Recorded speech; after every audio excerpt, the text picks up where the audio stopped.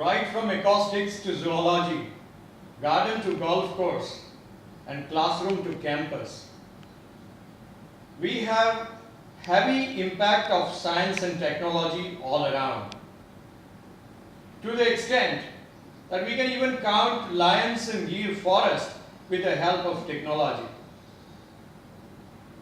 But at the same time, unfortunately, we cannot count the most crucial aspect of civilization, that is strength of economy. We have several indications. We have growth rates and we have cumulative annual growth rates, CAGRs, and we have stock market indexes, and we have commodity indexes. But I think we are counting cubs when we have to count a lion. We just can't measure the strength of economy that we are all trying to live in. Whether it is a context of a nation, international organization, a state, city, block, district, village, organization, society, or individual mechanism. We do not simply have any device, any mathematical equation, any scientific principle that can precisely measure the strength of economy and pave the way for corrective directions. Based on my 30 years of experience as a student and practitioner of econometrics, I have tried to evolve a principle in a form of a very simple equation by which the planners and the policymakers and economists can measure the strength of economy at respective unit levels. And I'm humbled to submit it for consideration before humanity. That equation is SIC, S equal to I upon C. Here it is, where S is nothing but strength of economy that we are talking about. I is per capita income, and C is per capita cost of energy consumption. The principal factor for living is energy, and this component is consisting of three factors: fuel, electricity, and food. These three factors cover C.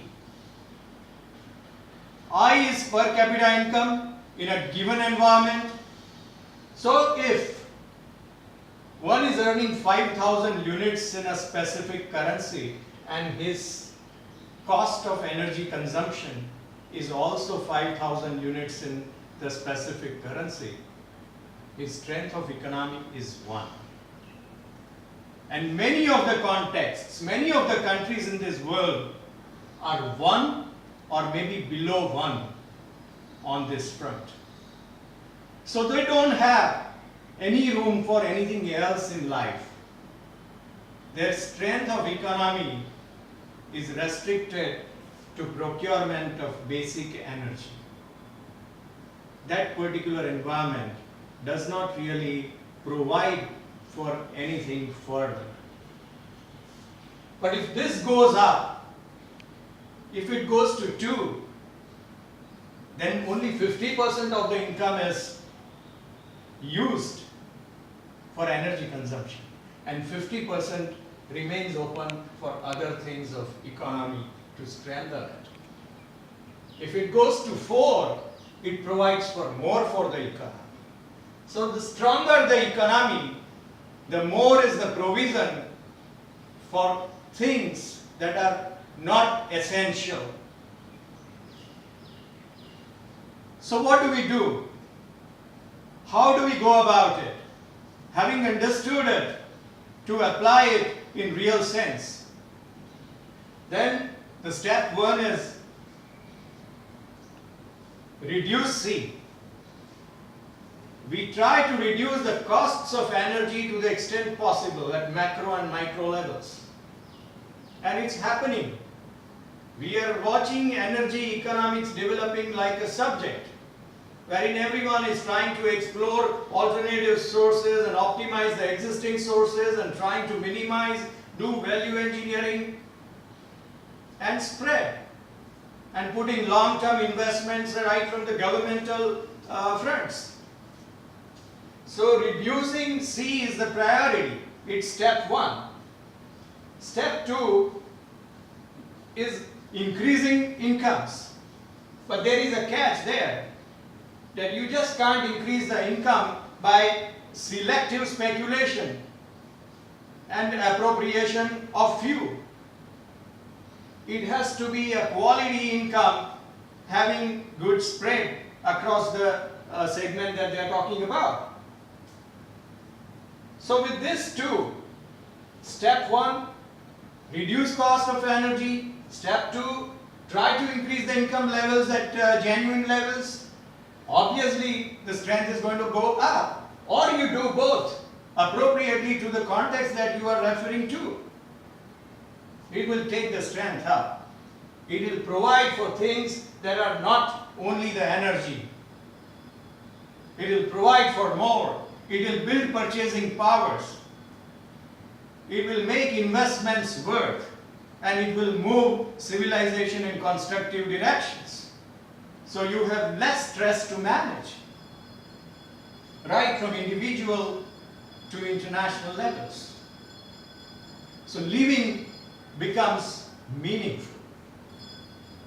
This is something that I have evolved, I have observed, and sometime in the future when we illustrate the case studies based upon this, we shall draw examples from the empirical situations, right from government levels to macroeconomic structures and so on.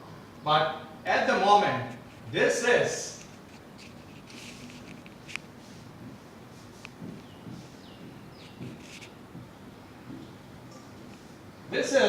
as I see, S equal to I upon C, before the humanity, very humbly, I'm honored to submit.